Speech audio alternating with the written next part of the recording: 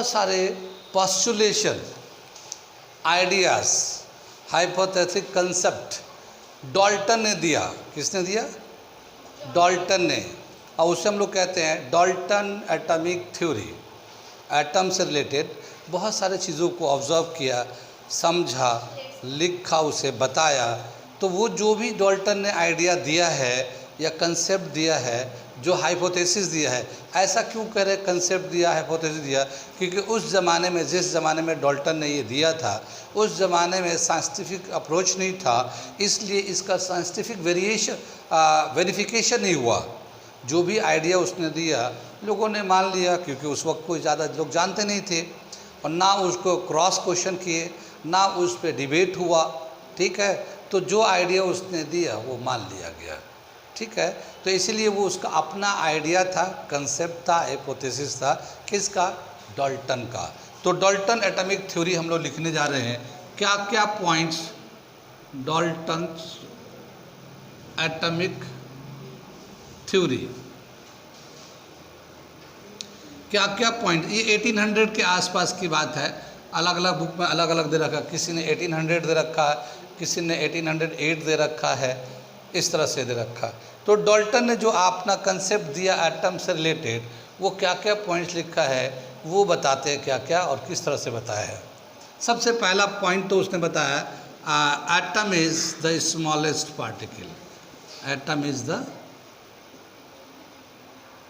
Smallest particle है। ठीक है, atom is the smallest particle. Smallest particle सबसे छोटा पार्टिकल है, ये एटम ने दिया। ठीक है ना। दूसरा क्या पॉइंट्स बताया उसने अपने हाइपोथेसिस में? ये अभी कह रहे हैं गलत है, गलत तो अब बता रहे ना। अभी हम लोग हैं कहते हैं 2022 में। हाँ, तो अब बहुत सारे साइंटिफिक तरीके आ गए हैं, बहुत सारे डिटेल में स्टडी हुआ है, बहुत सारे एक्सपेरिमेंट हुआ है, तो जाके अब ये पता चला कि एटम का जो ये डाल्टन ने कंसेप्ट दिए थे वो गलत है। अब हम लोग करें, लेकिन जब वो 1800 में दिया था, आज से 200, तो उस वक्त तो यही था और कोई दूसरा नहीं था। इसके ही कंसेप्ट सब लोग मानते थे। कितनी बात समझती थी? क्योंकि वो केमिस्ट्री में इतनी बड़ी बातें कही जिसको किसी को पता नहीं था। कहने का मतलब ये है कि उस ज़माने में कोई भी बात किसी ने कुछ समझ के, बुझ के, कुछ एनालिसिस करके बताया, तो उस ज़माने में वही बात बहुत बड़ी होती थी, वही बात बहुत बड़ी होते थे और बहुत लोगों को नया लगता था, अजूबा लगता था, जबकि उस पर साइंटिफिक तरीके से उसके ऊपर काम नहीं हुआ। एक आइडिया ही दिया बस, और उसी को लोगों ने मान लिया, बड़ा मान लिया। आज की डेट में क्या है कि काफ़ी कुछ अगर कोई आदमी कहता है तो काफ़ी कुछ क्रॉस क्वेश्चन होते हैं, एक्सपेरिमेंटल वेरिफिकेशन होता है, बहुत सारे एविडेंसेस देने पड़ते हैं, तब जाके कोई बात दुनिया वाले मानते हैं। ठीक है, पहले ऐसा नहीं था। तो इसलिए जो कॉन्सेप्ट डाल्टन ने दिए हैं, हाँ आज आके, अब आके ये गलत हो रहा है, लेकिन उस ज़माने में वही बहुत बड़ा कंसेप्ट था। तो इसीलिए ये लॉ नहीं है, डाल्टन का लॉ नहीं है, डाल्टन का कंसेप्ट है। कंसेप्ट का मतलब ये कि अपना समझ है, सोच है, जितना उसने सोचा समझा उसको बताया। लेकिन हाँ, उस वक्त के हिसाब से वो बहुत ही अच्छा था, उस वक्त के हिसाब से बहुत अच्छा था। तो atom is the smallest particle, ठीक है ना, which can not be further divided, विच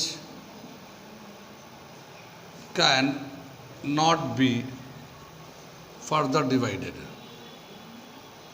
ये पहला उसने उसमें दिया था कि एटम बहुत छोटा होता है और इसे और छोटा नहीं किया जा सकता।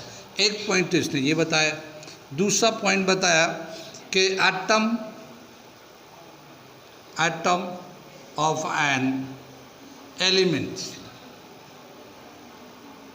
Are identical. ठीक है, कितनी बात सुनाई? एक एलिमेंट के, एक एलिमेंट, एक तो एलिमेंट होता है ना, बहुत सारे एटम से मिलते हैं। एक एलिमेंट जो है ना, बहुत सारे एटम से मिलके बना होता है। तो एक एलिमेंट में जितने भी एटम्स होते हैं वो आइडेंटिकल होते हैं। आइडेंटिकल मतलब एक जैसा, कुछ फ़र्क नहीं होता, सब एक जैसा होता है।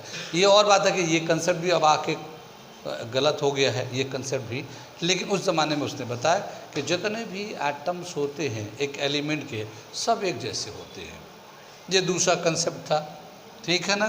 क्या तीसरा कंसेप्ट दे रखा उसने, atoms of same type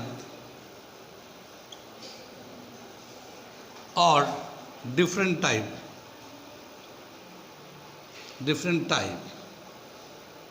of element,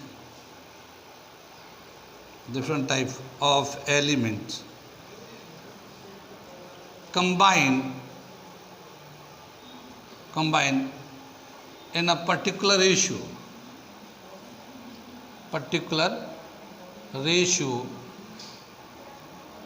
to form a compound,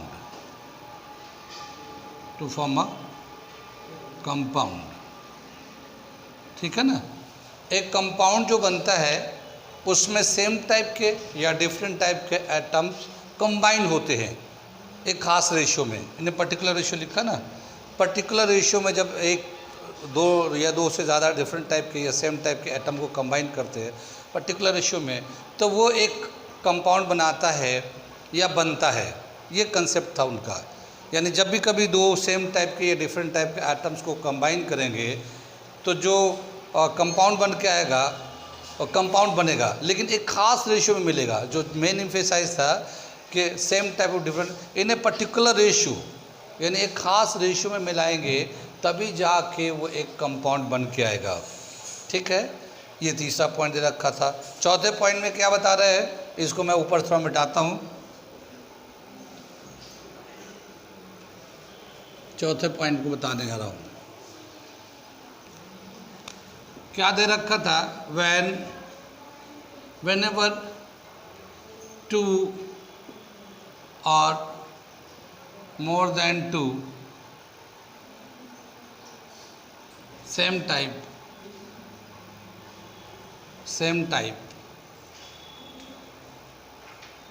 or different type of atoms combine in the same ratio,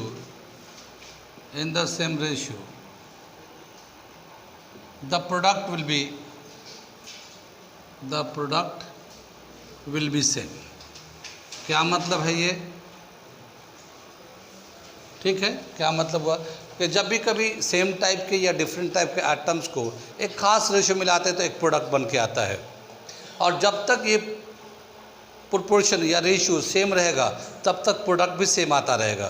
क्या मतलब हुआ कि जैसे हम लोगों ने यहाँ पे बताया था वाटर, अभी बताया था ना हम लोगों ने, वाटर जब बनाते हैं तो हाइड्रोजन ऑक्सीजन को कंबाइन कराते हैं और हाइड्रोजन का जो वॉल्यूम के टर्म में ले तो 2:1, ये हाइड्रोजन है, ये ऑक्सीजन है, ये 2:1 के रेशियो में लाते हैं।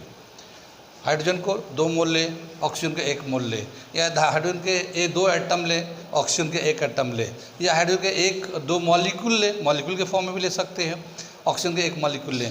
जब कभी भी कंबाइन करेंगे ये हमेशा वाटर ही बनेगा अगर ये रेशियो यही रहा तो।